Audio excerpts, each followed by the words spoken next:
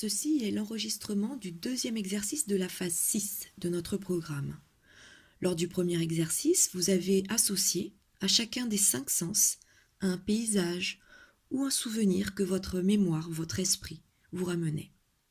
Dans ce deuxième exercice, nous continuons notre exploration des 5 sens et leur association à différents niveaux de notre imaginaire, de notre mémoire, de notre intimité. Installez-vous confortablement, position détendue. Vous calez bien votre tête. Vous vous concentrez comme d'habitude, petit tour d'horizon, survol du corps. Pieds, jambes, mains, bras. On remonte jusqu'aux épaules et on ramène tout au thorax, le dos, les lombaires, les flancs, puis le haut de la poitrine, les côtes flottantes, l'abdomen. On remonte au cou, puis à la tête. Assurez-vous que votre respiration est bien rythmée, sans amplification outrancière, régulière.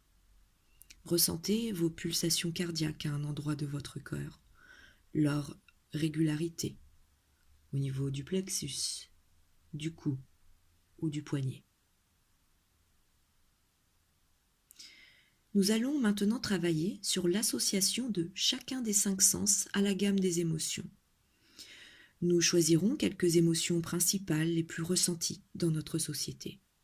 Mais vous pourrez ensuite adapter cet exercice aux émotions que vous souhaitez travailler, pour aller à la recherche, à la découverte de ce que l'imaginaire, la mémoire peuvent vous restituer.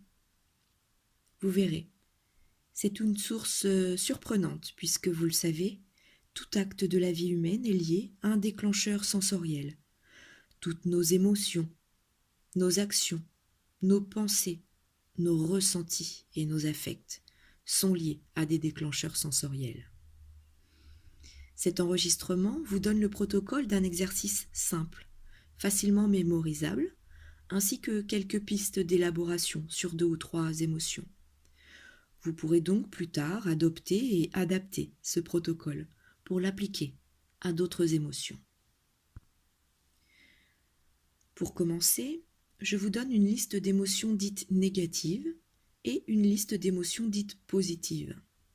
En fait, ces termes négatives et positives ne sont pas forcément justes, mais chaque catégorie d'émotions ainsi définie a des conséquences physiologiques différentes sur l'être humain.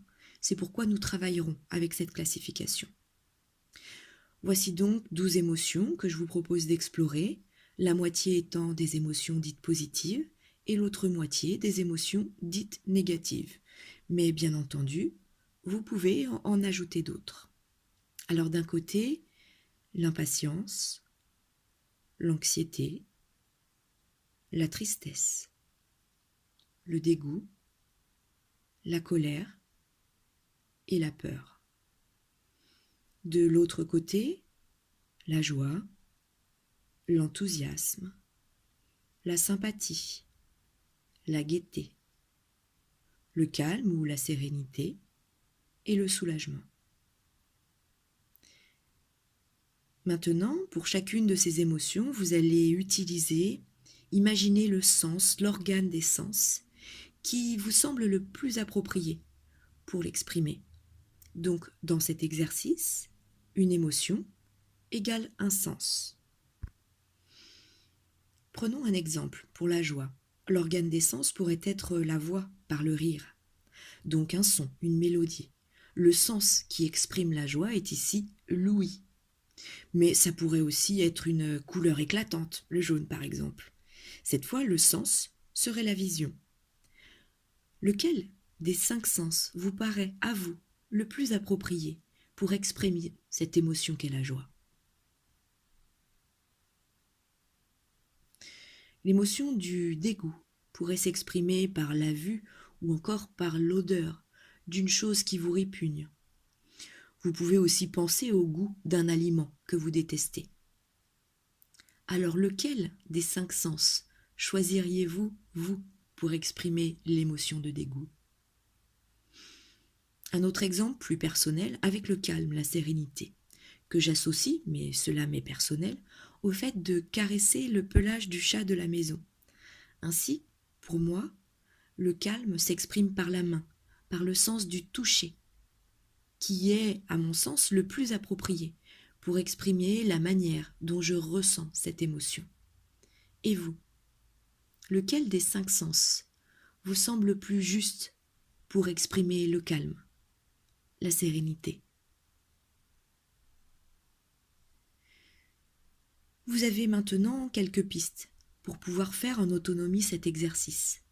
Faites-le pour les émotions que nous avons citées ou pour d'autres qui vous sont familières, émotions dites négatives et émotions dites positives.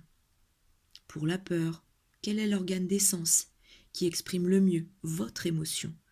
Lequel des 5 sens est le plus approprié pour exprimer votre ressenti? Qu'en est-il pour la gaieté?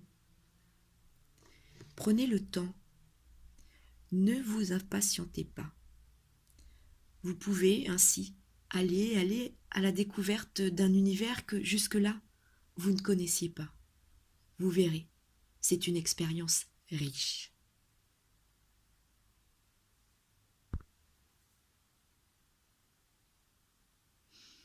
C'est la fin de ce deuxième exercice.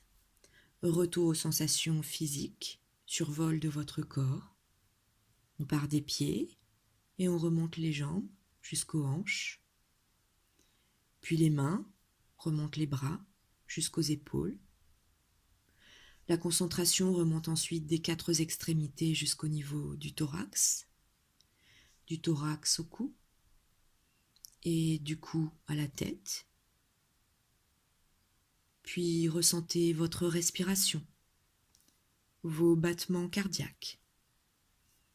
De nouveau, des bruits, des ambiances qui viennent de l'extérieur, de la pièce où vous vous trouvez, la lumière. Vous sortez de votre concentration après une bonne respiration, un bon étirement. Vous revenez complètement dans la pièce, lentement, en ouvrant les yeux quand vous êtes prêt, au dernier moment.